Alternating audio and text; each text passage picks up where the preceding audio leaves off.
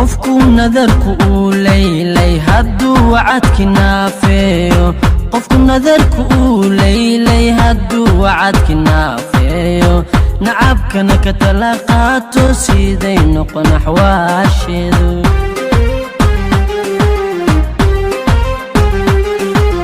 qofku nadarku uu leylay hadduu wacadki naafeeyo qofku nadarku uu leylay hadduu wacadki naafeeyo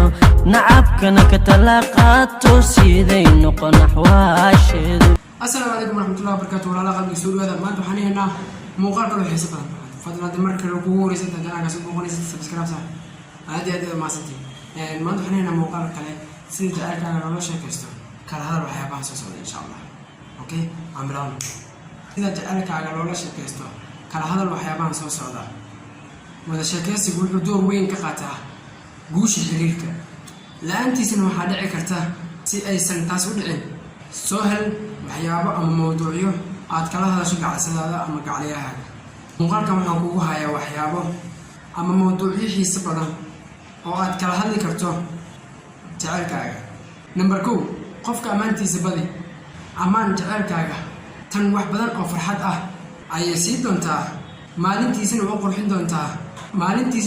doontaa qofka inaad ammaanto jacaylkaaga sidoo kale waxay tusinaysaa iyada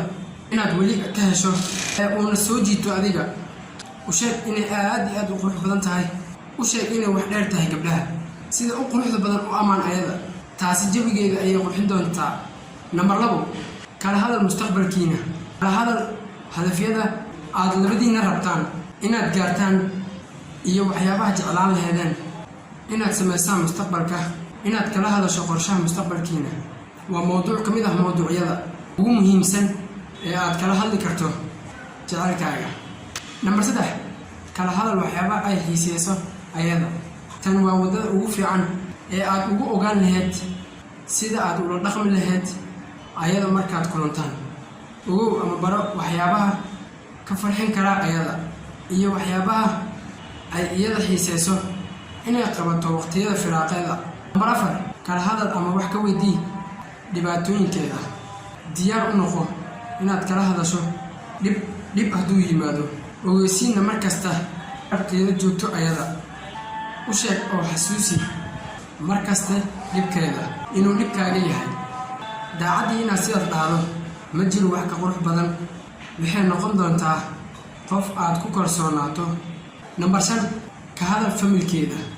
kala hadal waxyaabaha ay jeceshahay iyo waxyaabaha ay ka nacab tahay familkeeda